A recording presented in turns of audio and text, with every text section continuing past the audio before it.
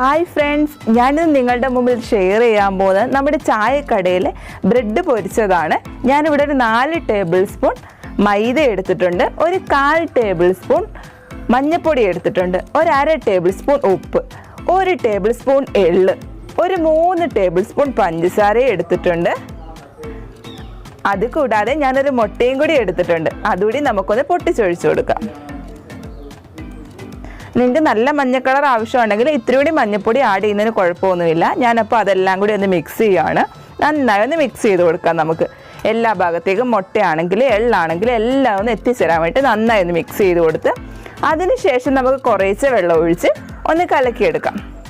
വെള്ളം ഒഴിക്കാൻ പ്രത്യേകം ശ്രദ്ധിക്കാനുള്ളത് ഒരുമിച്ച് എല്ലാം കൂടി എടുത്തൊഴിക്കരുത്. കുറച്ചായിട്ട് നമുക്ക് ഒഴിച്ച് ഒന്ന് നമ്മുടെ ബാറ്റർ റെഡിയാക്കി എടുക്കാം. നമുക്കൊന്ന് മുക്കി പൊരിക്കാമല്ലേ, അപ്പം ആ ഒരു തിക്നെസ്സിൽ നമുക്കൊന്ന് കുഴച്ചെടുക്കാം. ഇതാണ്ട് ഈ ഒരു രീതിയിൽ ഞാൻ കുഴച്ചെടുത്തിട്ടുണ്ട്. ഈ ഒരു തിക്നെസ് മതി നമ്മുടെ ബ്രെഡ് മുക്കി പൊരിക്കാനായിട്ടുള്ള ബാറ്ററിന്. അപ്പം ഞാൻ നന്നായിട്ടൊന്ന് യോജിപ്പിച്ചിട്ടുണ്ട്. നിങ്ങൾക്ക് ഇപ്പോൾ കാണുമ്പോൾ അറിയാമല്ലോ മഞ്ഞ കളർ കുറച്ച് കുറവാണ്, വേണമെങ്കിൽ ഇത്തിരി കൂടി മഞ്ഞ ആഡ് ചെയ്യും. അപ്പം ഞാനൊന്ന് അടച്ചൊരു 10 മിനിറ്റ് റെസ്റ്റ് ചെയ്യാൻ വെച്ചിട്ടുണ്ട്. ഞാനൊന്ന് തുറന്ന് നോക്കട്ടെ. നമ്മുടെ ഇതിനകത്ത് മഞ്ഞ കളറെല്ലാം ആഡ് ചെയ്തിരിക്കുന്ന മഞ്ഞൾപ്പൊടിയാണ്. ആവശ്യമുണ്ടെങ്കിൽ ഇത്തിരി കൂടി മഞ്ഞൾപ്പൊടി ആഡ് ചെയ്യാം. അപ്പം ഞാനിവിടെ ഒരു 5 ബ്രെഡ് എടുത്തിട്ടുണ്ട്. അത് ഞാനൊന്ന് കോണാകൃതിയിൽ ഒന്ന് മുറിച്ചെടുത്തിട്ടുണ്ട്. അതേസമയം തന്നെ ഞാൻ ഗ്യാസ് ഒന്ന് കത്തിച്ച് നമുക്ക് ഫ്രൈ ചെയ്യാനുള്ള പാത്രം ഒന്ന് വെച്ച് കൊടുക്കാം. അതിലേക്ക് നമുക്ക് ആവശ്യത്തിന് ഓയിൽ ഒഴിച്ചു കൊടുക്കാം.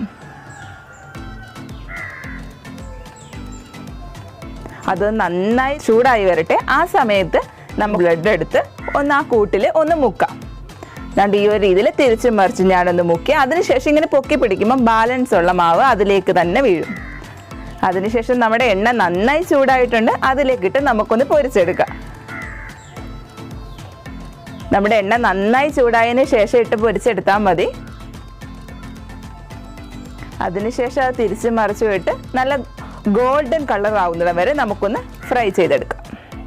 അപ്പം ഞാൻ തിരിച്ചിട്ട് കൊടുക്കുകയാണ്.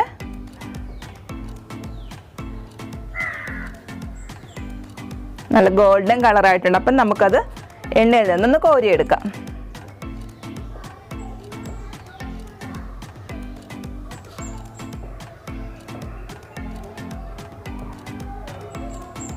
അപ്പം ബാക്കിയുള്ളതും കൂടി നമുക്ക് അതേപോലെ ഒന്ന് ഫ്രൈ ചെയ്തെടുക്കാം. അപ്പം നമ്മുടെ കൂട്ടിലേക്ക് ഇട്ട് നമ്മളൊന്ന് മുക്കിയെടുത്തു. അതിന് ശേഷം തിളച്ച എണ്ണയിലേക്ക് ഇട്ട് കൊടുത്ത് ഒന്ന് ഫ്രൈ ചെയ്തെടുക്കാം. നിങ്ങൾക്ക് മധുരം കുറച്ചുകൂടി ആവശ്യമുണ്ടെങ്കിൽ കുറച്ചുകൂടി ആഡ് ചെയ്യാം. എള്ള് വേണ്ടാത്തവരാണെങ്കിൽ അവോയ്ഡ് ചെയ്യുന്നതിന് കുഴപ്പമൊന്നും തന്നെ ഇല്ല. പിന്നെ കാണാനൊരു ഭംഗിയാണല്ലോ എള്ള് അവിടെ ഇവിടെയൊക്കെ ഇങ്ങനെ ഇരിക്കുമ്പോൾ. അതിൻ്റെ ഒരു രസത്തിന് വേണ്ടിയിട്ടാണ് എള്ള് ഞാൻ ഇട്ടിരിക്കുന്നത്.